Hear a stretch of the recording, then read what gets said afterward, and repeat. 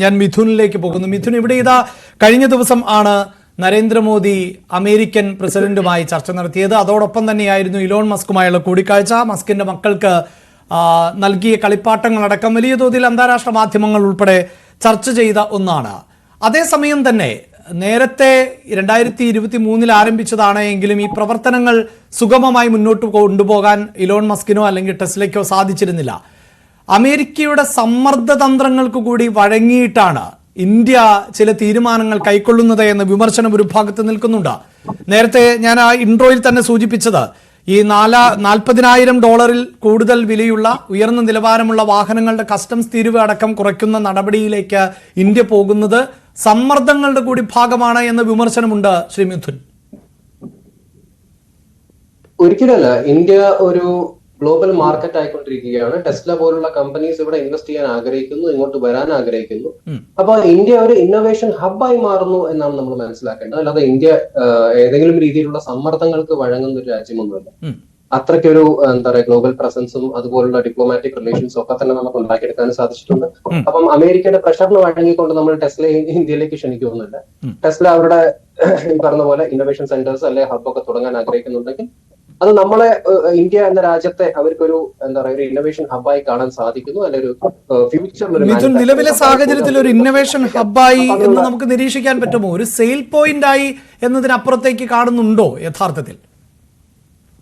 അല്ല, നോക്കൂ, ടെസ്ല പോലൊരു കമ്പനി ഇന്ത്യയിലേക്ക് വരിക എന്ന് പറഞ്ഞാൽ ഇപ്പൊ ഞാൻ അവരുടെ എന്താ പറയുക ലിങ്ക്ഡിനിലെ താങ്കൾ തന്നെ നേരത്തെ സൂചിപ്പിച്ച പോലുള്ള ജോബ് പോസ്റ്റിംഗ്സ് നോക്കായിരുന്നു. അപ്പൊ അതില് കസ്റ്റമർ എൻഗേജ്മെന്റ് മാനേജർ, പിന്നെ ഇൻസൈറ്റ് സെയിൽസ് അഡ്വൈസർ, അങ്ങനെയുള്ള കുറെ പോസ്റ്റിംഗ്സ് ആണുള്ളത്. അപ്പം എന്തുകൊണ്ടും അവർ കസ്റ്റമർ സർവീസ് ഫോക്കസ്ഡ് ആയിട്ടുള്ള അപ്പൊ എന്തുകൊണ്ടും ഒരു ഫസ്റ്റ് സ്റ്റേജിൽ ഒരു പക്ഷേ ഇമ്പോർട്ട് ചെയ്തുകൊണ്ട് ഇവിടെ സെയിൽസ് എന്താ പറയുക നടത്തി അതിന്റെ ഒരു റിസൾട്ട് എങ്ങനെയാണെന്ന് മനസ്സിലാക്കി പിന്നീട് ഒരു എന്താ പറയുക മാനുഫാക്ചറിംഗിലേക്ക് മൂവ് ചെയ്യാനുള്ള ഒരു പ്ലാൻ ആയിരിക്കും. അപ്പൊ മുംബൈ ആണ് അവരുടെ ഒരു പ്രൈമറി ഫോക്കസ് എന്നാണ് ഞാൻ മനസ്സിലാക്കുന്നത്. കാരണം ലിസ്റ്റ് ചെയ്തിരിക്കുന്ന ജോബ്സ് ഒക്കെ കൂടുതൽ മുംബൈ ഫോക്കസ്ഡ് ആണ്.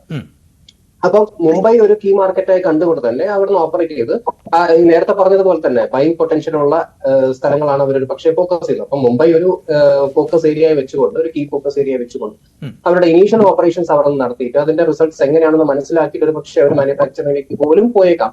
ഇങ്ങനൊരു സാധ്യത ടെസ്ല ഇവിടേക്ക് വന്നു കഴിഞ്ഞാൽ അവിടെയാണ് നേരത്തെ ശ്രീമതി ഗീതു പറഞ്ഞത്. എനിക്ക് ഞാനത് റിപ്പീറ്റ് ചെയ്യുന്നില്ല. അവർ ചില ഉദാഹരണങ്ങളടക്കം ചൂണ്ടിക്കാണിച്ചുകൊണ്ടാണ് സംസാരിച്ചത്. അവര് പറഞ്ഞ രണ്ട് കാര്യങ്ങളുണ്ട്. ഒന്ന്, ടെസ്ലയുടെ മോഡൽസ് ഇന്ത്യൻ റോഡ്സിന് സൂട്ടബിൾ ആണോ, അതിൽ ഇന്ത്യക്ക് പറ്റുമെന്ന്. ടെസ്ല അമേരിക്കയിലൊക്കെ ടെസ്റ്റ് ചെയ്തുകൊണ്ടിരിക്കുകയാണ്. ടെസ്ലയുടെ 4 മോഡൽസ് ആക്ച്വലി ഇന്ത്യൻ റോഡ്സിന് സൂട്ടബിൾ ആണെന്നുള്ള റെഗുലേറ്ററി അപ്രൂവൽ ഉള്ള 4 മോഡൽസ് ഉണ്ട്. മോഡൽ എക്സ് അവർ ടെസ്റ്റ് ചെയ്തിട്ടുണ്ട് എന്നാണ് ഞാൻ മനസ്സിലാക്കുന്നത്. അപ്പം ടെസ്ല മോഡൽസിന് അല്ലെങ്കിൽ അവരുടെ ഇന്ത്യൻ റോഡ്സിനുള്ള അഡാപ്ഷൻ അതിനെയൊന്നും ഒരിക്കലും നമുക്ക് ചോദ്യം ചെയ്യേണ്ട ആവശ്യമുണ്ടെന്ന് എനിക്കറിയില്ല. കാരണം ടെസ്ല ഈ പറയുന്ന EV കാറ്റഗറി വെഹിക്കിൾസ് തന്നെ ഒരു ഏർലി ഇന്നോവേറ്റർ ആണ്. ഇപ്പൊ നേരത്തെ സൂചിപ്പിച്ചല്ലോ ഒരു ലേറ്റ് എൻട്രന്റ് ആണെന്ന്. ലേറ്റ് എൻട്രന്റ് എന്നതിലപ്പുറത്തേക്ക് ഒരു ഏർലി ഇന്നോവേറ്റർ കൂടിയാണ് ടെസ്ല. ടെസ്ലയാണ് ഇതിനൊരു പക്ഷേ ഒരു വലിയൊരു പുഷ് കൊടുത്തത്. അതിനുശേഷമാണ് മറ്റു പല രാജ്യങ്ങളിലും മറ്റു പല കമ്പനീസും ഇനി ഇതിന്റെ സാധ്യതകൾ മനസ്സിലാക്കി ആ ഒരു മേഖലയിലേക്ക് കടന്നു വരുന്നത്. അപ്പം Tesla is an early entrant in this domain itself. അപ്പൊ ഈ ഒരു എന്താ പറയുക ഏർലി ഇന്നോവേഷൻ സ്റ്റേജിൽ ടെസ്ലയ്ക്ക് അച്ചീവ് ചെയ്യാൻ പറ്റിയ ഒരു വലിയ എന്താ പറയുക ടെസ്ലയുടെ നേട്ടങ്ങൾ മനസ്സിലാക്കിയിട്ടാണ് മറ്റു പലരെ ഇൻകോർപ്പറേറ്റ് ചെയ്യാൻ നോക്കിയത്. അപ്പം ഇന്ത്യൻ മാർക്കറ്റ് ഒരിക്കലും ടെസ്ലയ്ക്ക് എന്താ പറയുക സൂട്ടബിൾ അല്ലാത്തൊരു മാർക്കറ്റാണെന്ന് നമുക്ക് പറയാൻ പറ്റില്ല. മാത്രമല്ല ടെസ്ല ഇവിടേക്ക് വന്നു കഴിഞ്ഞാൽ ടെസ്ലയ്ക്ക് ഒരു പക്ഷേ ഈ ഒരു കോമ്പറ്റീഷൻ ഗെയിം കുറച്ചുകൂടെ അപ്പ് ചെയ്യാൻ പറ്റും. കാരണം ഇവിടുത്തെ എന്താ പറയുക പ്രൈസിങ് കുറെ കൂടെ കോമ്പറ്റീറ്റീവ് ആവാൻ സാധ്യതയുണ്ട്. മറ്റ് പല ഇന്നോവേഷൻസും അതിൽ വരാൻ സാധ്യതയുണ്ട്.